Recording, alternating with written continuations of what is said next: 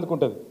ఇక చెడు చెవుల్లో చెప్పుడు మొదలు పెడితే రేవంత్ రెడ్డి గారు నువ్వు చేసిన చెడు హైడ్రా బాధితుల నుంచి మొదలు పెడితే భూముల మీద నువ్వు చేస్తున్న దౌర్జన్యాల నుంచి మొదలు పెడితే ఇవాళ ఆర్ఆర్ ట్యాక్స్ నుంచి మొదలు పెడితే నీ అవినీతి వల్ల ఇవాళ కుప్పగూలిన శ్రీశైలం సొరంగం నుంచి మొదలు పెడితే మొన్ననే కొట్టుకపోయిన పెద్దవాగు నుంచి మొదలు పెడితే లెక్కలేదు మునిగిన వట్టెం పంప్ హౌస్ నుంచి మొదలు పెడితే చెడు ఎప్పుడు స్టార్ట్ చేస్తే నీ చెవిలా రక్తం గారుతుంది యాది పెట్టుకొని చెప్తున్నాను నేను.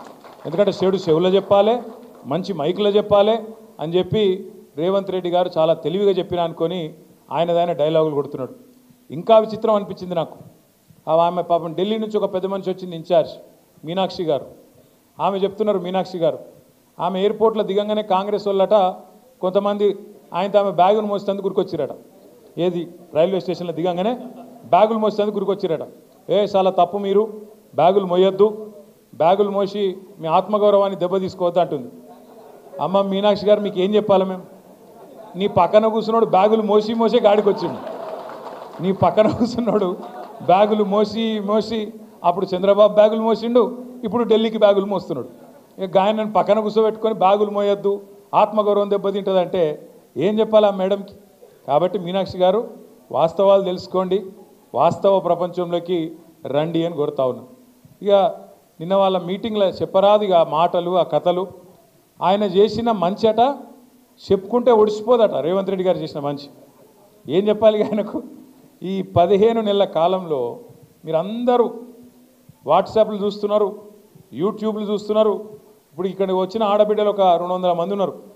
ఏ ఒక్కల దగ్గర నీకు గొట్టం తీసుకుపోయి వాళ్ళ ముఖం కూడా పెట్టుర్రు. ఇప్పుడు వాళ్ళు ఎట్లా మాట్లాడుతుర్రు అంటే, నేను అమ్మతోడు చెప్తున్న తెలుగు భాషలో గిన్ని తిట్లుంటాయని నాకు తెలియదు. చూస్తుండ్రా అమ్మ ఏమేమి మాట్లాడుతుండ్రో రేవంత్ రెడ్డి గురించి. అరే ఏం తిట్లు అవి, ఏం తిట్లు! మనిషి అంటోడు ఇంకోడు రోషం ఉన్నోడైతే ఈ పాటికి ఇక్కడ పాడుబడ్డ బాయి చూసుకొని దుంకి వస్తుండే. కానీ రేవంత్ రెడ్డి కాబట్టి బ్రహ్మాండంగా బతికేస్తున్నాడు. ఇంకా మంచి చేసిన డైలాగులు కొడుతుండు. నేనేమంటున్నా అంటే అధికారం ఎవరికి శాశ్వతం కాదు. సరే, తెలంగాణ రాష్ట్రం కోసం కేసీఆర్ గారు 14 ఏళ్ళు కష్టపడ్డాడు, కొట్లాడిండు. తెలంగాణలోని అన్ని కులాలు, అన్ని మతాలు, అన్ని పార్టీలు అందరిని ఏకం చేసి ఢిల్లీ పెద్దల మీద ఒత్తిడి తెచ్చి ఆఖరికి సావు నోట్లో తలబెట్టి ఇస్తరా సస్తరా అని చెప్పి మెడ మీద కత్తి పెట్టి మొత్తానికి తెలంగాణ తెచ్చిన నాయకుడు మన నాయకుడు కేసీఆర్ గారు. ఇవాళ ఇప్పుడే అక్క చెప్పింది, తెలంగాణలో ఎవరికి సంతోషం వచ్చినా దుఃఖం వచ్చినా కేసీఆర్నే యాద్ చేసుకుంటానని. ఎందుకు యాద్ చేసుకుంటారంటే మన ఇంట్లో పెద్ద మనిషి కాబట్టి, మన బాపు లాంటోడు కాబట్టే కేసీఆర్ని ఇవాళ సంతోషం వచ్చినా దుఃఖం వచ్చినా తెలంగాణ సమాజం యాద్ చేసుకుంటున్నది. ఎక్కడ ఒక ముసలవ్వ దగ్గరకు పోయి అడిగినా అవ్వ పెన్షన్ వస్తుందా అంటే, అవు కొడుక వస్తుంది, నా పెద్ద కొడుకు కేసీఆర్ ఇచ్చిన పెన్షన్ 2000 గదే వస్తుందని చెప్పి ఒక తల్లి చెప్తున్నది. ఒక ఆడపిల్ల తల్లి దగ్గర పోయి ఏమా నీ బిడ్డ పెళ్ళైందా అంటే, లగ్గం చేసిన కొడుక 1,00,000 రూపాయలు వచ్చింది కేసీఆర్ ఉన్నప్పుడు, కళ్యాణ లక్ష్మి ఇచ్చిండు, ఆ కాన్పుకు పోతే ఆఖరి కేసీఆర్ కిట్ ఇచ్చిండు అని చెప్పి ఆ తల్లి చెప్తున్నది. ఇట్లా ఏ ఒక్కరిని కదిపినా రైతు దగ్గర, ఏ రైతు దగ్గర కనబడి మీరు అన్న పడ్డాది రైతు బంధు అంటే, ఎక్కడిది వీడు పచ్చి జూటగాడు ఉన్నాడు, కేసీఆర్ ఉన్నప్పుడే బాగుండే, కేసీఆర్ ఉన్నప్పుడు బ్రహ్మాండంగా ఆడ నాట్లేసే టైంకు దన్న మంచిగా టింగు అనుకుంటా పైసలు పడుతుండే, ఇక ఈయన వచ్చినాక పైసలు లేవు, రైతు బంధు లేదు, ఏం లేదు అని చెప్పి రైతులు తిడతా ఉన్నారు. ఇక ముఖ్యమంత్రి గారికి టింగు అంటే పడది, ఆయనకు టింగు అంటే నచ్చదు. ఎందుకంటే కేసీఆర్ అదికి వస్తాడు, అందుకే కొత్తది కనిపెట్టిండు. ఏమంటాడు ఇప్పుడు ఆయన? టకీ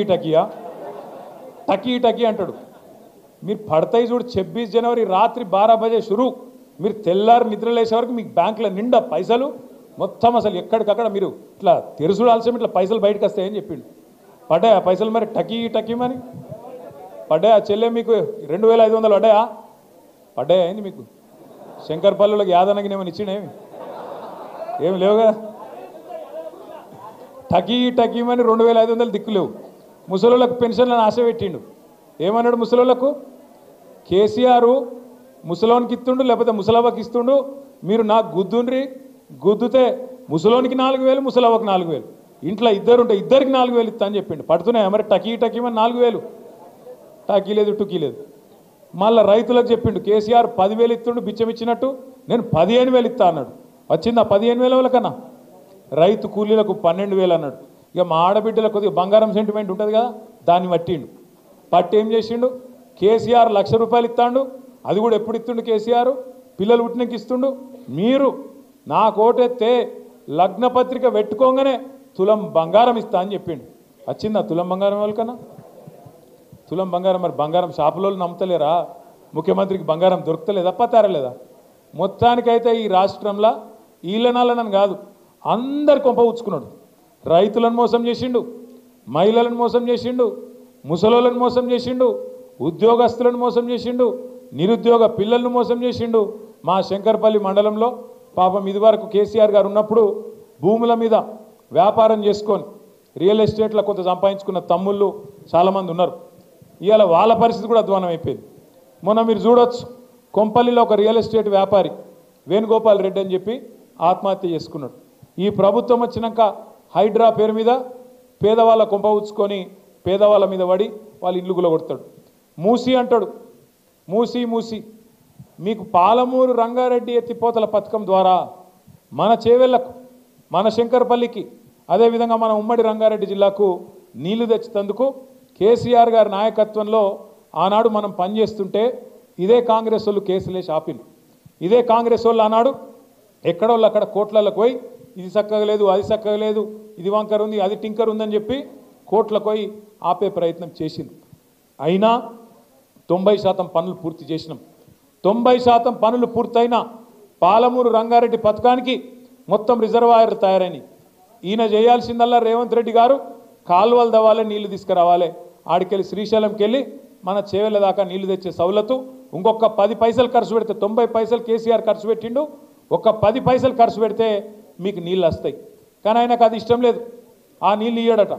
కానీ మూసీ చేస్తారట, మూసీని సుందరవనం చేస్తారట. ఏది వికారాబాద్ అడవులల్లా మొదలయ్యే మూసీని కిందికి తీసుకుపోయి మూసీని నందనవనం చేస్తా, అద్భుతం చేస్తా అని చెప్పి రేవంత్ రెడ్డి గారు అంటున్నారు. నేను అడుగుతా ఉన్నా, మూసీతోని పారే ఎకరాలెన్ని, మూసీతోని సాగయ్యే ఎకరాలెన్ని, దాంతో బాగయ్యే రైతులు ఎంతమంది, మూసీ వల్ల సృష్టించే సంపద ఎంత, దీనివల్ల ఏం జరుగుతుంది, ఈ రాష్ట్రానికి ఈ నగరానికి లాభం ఏంది అంటే సమాధానం చెప్పడు. ఎందుకంటే ఆయనకు స్పష్టత ఉంది.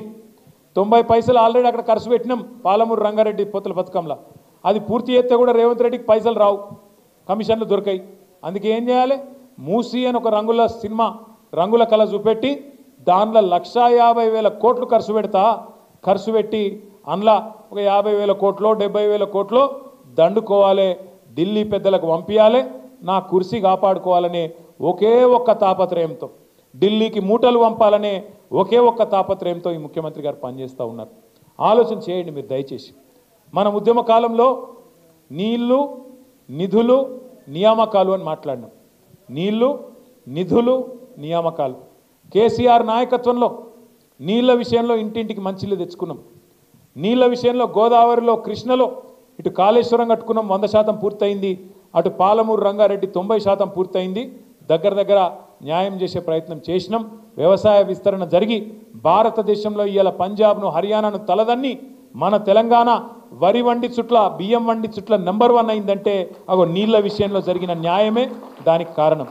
నిధుల విషయానికి వస్తే కేసీఆర్ గారు ఎన్నడో చెప్పిండ్రు, మన తెలంగాణ మనకైతే, మన సంపద మనకైతే భారతదేశంలోనే నెంబర్ 1 రాష్ట్రం అవుతామని కేసీఆర్ గారు అప్పుడే చెప్పిండు. చెప్పినట్టే 10 ఏళ్లలో తలసరి ఆదాయంలో, పర్ క్యాపిటల్ ఇన్కంలో భారతదేశంలోనే నెంబర్ 1 రాష్ట్రంగా తెలంగాణను కూర్చోబెట్టిన నాయకుడు మన నాయకుడు కేసీఆర్ గారు అనే మాట నేను గుర్తు చేస్తూ ఉన్నా. నిధులు అద్భుతంగా తెలంగాణలోని పేదలకు పంచిండు కేసీఆర్. సంపద సృష్టించాలే, పేదలకు పంచాలి అన్నది కేసీఆర్ నినాదం. అందుకే 200 రూపాయ పెన్షన్ 2000, 200 పెన్షన్ 2000 చేసిండు. ఆడపిల్ల పెళ్లికి 1,00,000 రూపాయలు ఇచ్చిండు. 1,00,000 కోట్లు, ఒకటి కాదు రెండు కాదు, 1,00,000 కోట్ల రూపాయలు 70 లక్షల మంది రైతుల ఖాతాల్లో వేసిన ఒకే ఒక్క ముఖ్యమంత్రి భారతదేశంలో కేసీఆర్. రైతు బంధు, ఒక్క రైతు బంధు అనే పథకంతోని 73,000 కోట్ల రూపాయలు రైతుల ఖాతాల్లో. మీరు ఎవ్వరికి దరఖాస్తు పెట్టుడు లేదు, దండం పెట్టుడు లేదు, దఫ్తర్ చుట్టూ తిరుగుడు లేదు, సీదా మీ ఖాతాలకు వచ్చి 73,000 కోట్ల రూపాయలు ఒక రైతు బంధు ద్వారా వచ్చినాయి. 28,000 కోట్ల రూపాయలు రుణమాఫీ ద్వారా వచ్చినాయి. మొత్తం 1,00,000 కోట్లు ఒక్క రైతులకే, 70 లక్షల మంది రైతులకు 10 ఏళ్లలో ఇచ్చిన నాయకుడు కేసీఆర్. నిధులు, సంపద పెంచిండు, పేదలకు పంచిండు. నియామకాలు 2,32,000 ఉద్యోగాలు ప్రభుత్వ కొలువులు ఇచ్చిండు. 24 లక్షల ఉద్యోగాలు ప్రైవేట్ రంగంలో సృష్టించిండు కేసీఆర్.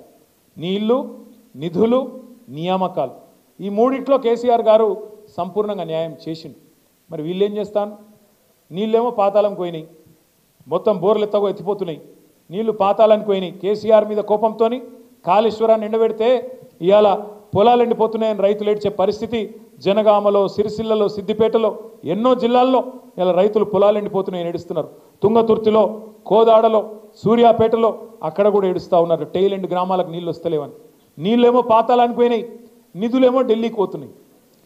టకీమని మీకు పడతలేవు, కానీ ఢిల్లీలో రాహుల్ గాంధీ ఖాతా మాత్రం మోగుతున్నది.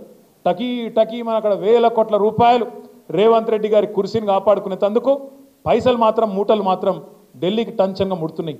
ఇక మూడోది నియామకాలు ఎప్పుడో గాలికి పోయినాయి. జాబ్ క్యాలెండర్ అన్నాడు, 2 लाख ఉద్యోగాలు అన్నాడు. రేవంత్ రెడ్డి చెప్తే నమ్మతలేరని రాహుల్ గాంధీని పట్టుకొచ్చిండ్రు. అశోక్ నగర్ చౌరస్తాలో కూర్చోబెట్టిండ్రు, ఛాయ్ తాగిపించిండ్రు, బావర్చీల బిర్యానీ తినిపించారు. ఛాయ్ తాక్కుంటూ రాహుల్ గాంధీ గారు చెప్పిండు, 2 ఉద్యోగాలు ఊడగొట్టుర్రి మీరు, కేసీఆర్ ఉద్యోగం, కేటీఆర్ ఉద్యోగం ఊడగొట్టుర్రి, ఊడగొడితే మీకు 2 లక్షల ఉద్యోగాలు ఇస్తా అని చెప్పిండు. మొదటి సంవత్సరం వచ్చినాయా మరి 2 లక్షల ఉద్యోగాలు? 6,000 ఉద్యోగాలు కూడా ఇయ్యలే. అంటే కాంగ్రెస్ ఎంత ధోకబాజీ పార్టీ చెప్పేందుకు, ఎంత దగుల్బాజీ నాయకత్వం కాంగ్రెస్ పార్టీది చెప్పేందుకే ఇదంతా మీకు చెప్తా ఉన్నా. ఇదంతా పరిస్థితి గిట్లుంటే రేవంత్ రెడ్డి గారు మొత్తుకుంటాడు మైకులలో, తెలంగాణ ఈజ్ రైజింగ్ అట. తెలంగాణ ఎన్లా rising? Telangana is definitely rising. ఎన్లా? క్రైమ్ రేట్ల రైజింగ్. నువ్వు వచ్చినాక క్రైమ్ రేటు బ్రహ్మాండంగా 23% పెరిగింది. Telangana is rising. అప్పులలో బాగా పెరిగింది. గతంలో కేసీఆర్ గారు సంవత్సరానికి 40,000 కోట్ల అప్పు చేస్తే ఆ అప్పుతోని సంపద సృష్టించిండు, ఆ అప్పుతోని కరెంటు సమస్య పరిష్కారం చేసిండు, అప్పుతోని సాగునీరు తెచ్చిండు, ఆ అప్పుతోని ఇంటింటికి తాగునీరు ఇచ్చిండు, ఆ అప్పుతోని 32 మెడికల్ కాలేజీలు కట్టిండు, 1000 గురుకుల పాఠశాలలు పెట్టిండు, ఆ అప్పుతోని మరి తెలంగాణ రైతులకు 1,00,000 కోట్లు ఇచ్చిండు. నేను రేవంత్ రెడ్డిని అడుగుతున్నా, సంవత్సరానికి 40,000 కోట్ల రూపాయలు కేసీఆర్ ప్రభుత్వం అప్పు చేస్తే అప్పుల పాలు చేసిండని చెప్పి లబలబా అన్నావు. మరి నువ్వేం చేస్తున్నావు? ఇవాళ ఒకటే ఒక్క సంవత్సరంలో కేసీఆర్ ప్రభుత్వం 40,000 కోట్ల అప్పు చేస్తే సంవత్సరానికి 1,50,000 కోట్ల అప్పు చేసిన మాట వాస్తవం కాదా? పోనీ 1,50,000 కోట్ల అప్పు చేసినావు, ఒక్క కొత్త పథకం చాలు చేసినవా? ఒక్క ఇందిరమ్మ ఇల్లుకి ఇటుక పెట్టినవా? ఒక్క మనిషికి రేషన్ కార్డు ఇచ్చినవా? ఒక్కలకు తులం బంగారం ఇచ్చినవా? ఒక్క ఆడబిడ్డకు 2,500 ఇచ్చినవా? ఒక్క ముసలాయనకు 4,000 ఇచ్చినవా? రైతులకు రుణమాఫీ అన్న చక్కగా చేసినవా? ఏం చేసినావు? ఎందుకైతుంది అప్పు? మరి కేసీఆర్ అప్పు చేసిండంటే భవిష్యత్తు మీద పెట్టుబడి పెట్టిండు. కేసీఆర్ అప్పు చేసి భవిష్యత్తు మీద మంచిళ్ళ కోసం, కరెంటు కోసం, సాగునీటి కోసం, మన సంపద పెంచడం కోసం, రాష్ట్రాన్ని బాగు చేయడం కోసం అప్పు చేస్తే పేదోళ్ళకి ఇచ్చిండు. నువ్వేం చేస్తున్నావు? మరి ఆడికి పంపుతున్నావు పైసలు?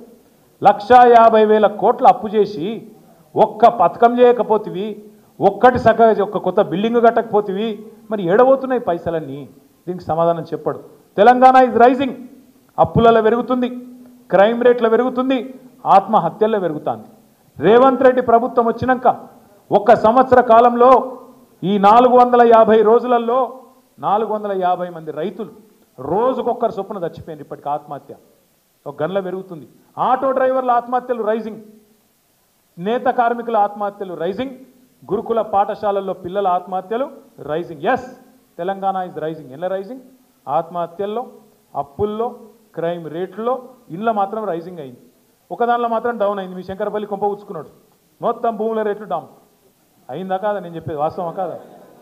నాకు కూడా కొద్దిగా భూమి ఉన్నది జన్వాడలో.